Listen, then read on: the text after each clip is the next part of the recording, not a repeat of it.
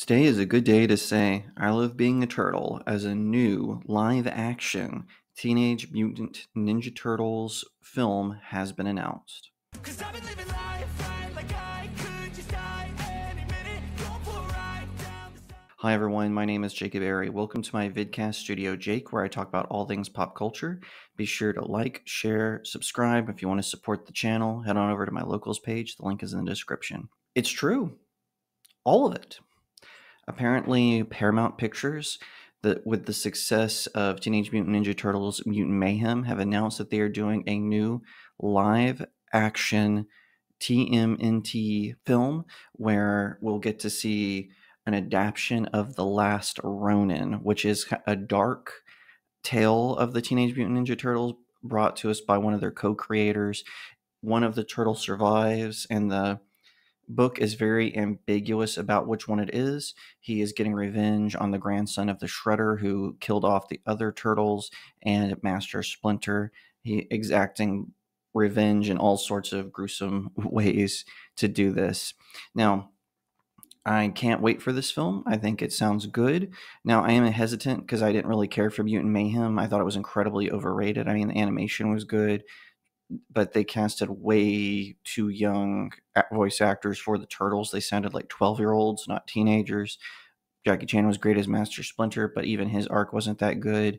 And they're not ninjas anymore. They're very public in the Mutant Mayhem series. It's very not. You could tell it was written by someone who had never watched any of the old films or read any of the comics, which I have done both. I first got introduced in the Ninja Turtles, the 2003 animated series, and then, of course, the Dreamwave comic, which should have continued. And later, I went back and read a bunch of the classics from Mirage Studios, from Image Comics, and even some of the fan-written ones that try to bridge the gap between those two series. So, all that to say, when Nickelodeon took it over, they ended a decent Ninja Turtle series and started another one. I think it's called Tales of the Teenage Mutant Ninja Turtles, which has terrible animation and a terrible story. But anyway, I digress. Today, we are talking about the recently announced R-rated Teenage Mutant Ninja Turtles, The Last Ronin film. So this is according to The Hollywood Reporter. After the success of last year's animated hit film Teenage Mutant Ninja Turtles Mutant Mayhem, Paramount Pictures is keeping Turtle Power going by putting a new future project into development. This one, however, will go beyond the realm of the all-ages material the long-standing property is known for, and instead going into gritty R-rated territory. Paramount Pictures is developing The Last Ronin, adapting a popular storyline seen in the recent IDW comics as a live-action feature with the intent of making it for an R rating.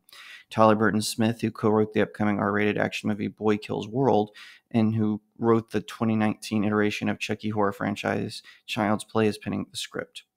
Walter Hamada is producing through his 18HZ production company as part of his multi-year deal with the studio. Hamada is the former head of DC Films who rose to the ranks at New Line, where he oversaw the Warner Brothers divisions of horror films, including the Conjuring and It franchises. His 18HZ banner is focused on making features in the horror genre. And Last Ronin is about as terrifying as a turtle can get. And Last Ronin is about as terrifying as a turtle's tail can get. Sorry, I missed a word. Set in a totalitarian future New York City, the comic miniseries told of how the Turtles and Master Splinter are killed off one by the grandson of the villainous Shredder and synthetic ninjas. One turtle manages to survive, barely, and vows to exact bloody vengeance. One trick of the book was that it wasn't clear, for a while at least, which one of the turtles lived, as the survivors had the weapons of all four. Sounds really good. I am a little concerned because, I hate to say this, but Tyler Burton Smith wasn't a fan of the 2019 Chucky. I wrote a review of it. You can go read it on my website, StudioJakeMedia.com. I obviously haven't seen Boy Kills World yet, or any of his other stuff, so maybe he's a better scriptwriter than I'm giving him credit for. But it is weird that in Hollywood, how directors, writers, actors, actresses will fail upwards. It is bizarro land to me. That's the only industry besides politics where that happens. It's really, really weird. You know, it's like I always say in politics, if a governor or a congressman or senator who's high up in their party if they aren't doing well, they lose an election or they lose a primary, oh, magically they get appointed to a new office in a cabinet position, or they get an ambassadorship, or they get appointed as a judge. It's really, really weird. And they can go back and do their alleged insider trading. But I won't get into that right now. With Walter Hamada, this is an interesting, because I remember when it was first announced that he was taking over DC Studios, because originally Jeff Johns, I don't think he was the head of DC Studios, but he was definitely one of the guiding forces. He was definitely involved creatively. He was one of the spearheads that ended the Snyder verse.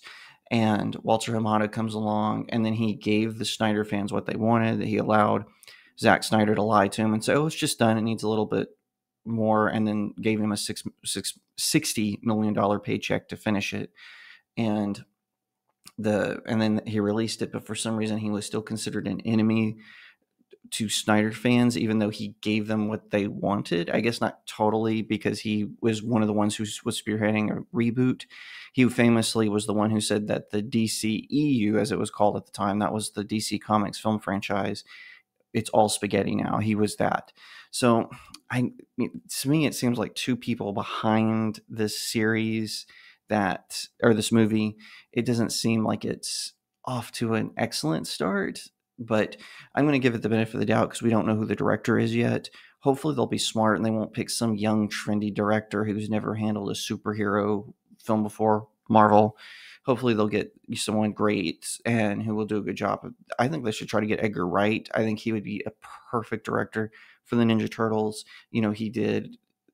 He's done horror with The Last Night in Soho. He's done action comedies like Scott Pilgrim versus the World, and of course the Cornetto trilogy. I think he would be perfect to direct this film. Now, they might want someone from New York, or just because the Ninja Turtles, their story takes place in New York. They are New York superheroes. And I would love to see a good Ninja Turtles film.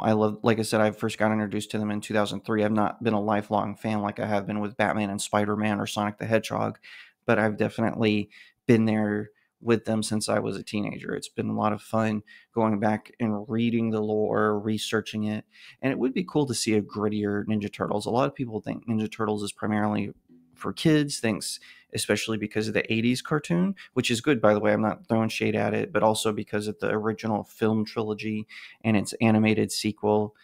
That's why a lot of people think it's more for kids, just because of that. They saw a market there. But really, if you read the earlier Ninja Turtles work, it is grim and gritty.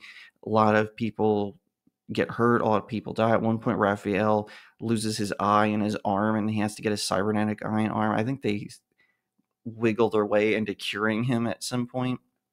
At one point, I think Raphael actually becomes the Shredder, and he becomes an enemy of his brothers for a while. I hope that it will be along those veins where they'll stick to the story, they'll stick to the lore, but you never know these days. I want to be cautiously optimistic, but don't forget, Paramount is the company that owns Nickelodeon, and of course we all know recently about the horrors that was going on in Nickelodeon. Now, I say recently, we know it's been going on for a while. I'm just saying, those of us who are kids who grew up watching Nickelodeon, we didn't know that was going on. We were kids, but Amanda Bynes, Drake Bell, and others tried to warn us.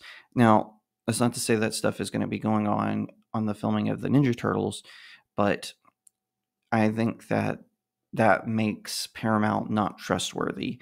However, like I said, if they do it right, if they pick a good director, I can see this working. What they need to do is use practical effects. They need to, do it in studio or in a soundstage, or heck, they could probably do it in New York now with as bad as that city is being ran by their machinations that are going on. I could see that working out as long as they stay close to the graphic novel story. They keep it on par. I'm not saying it has to be a perfect adaptation. Nothing ever is, and whatnot, blah, blah, blah. But still, I hope that they'll stick to the story. Because The Last Ronin, it's a pretty good tale. It's a pretty epic Teenage Mutant Ninja Turtles tale, although not so much teenage anymore. But I do hope that they do it, and they do it right, and they give us turtle fans something awesome that we can enjoy, watch, and look back and say, I love being a turtle. Cause I've been living life right like I could just die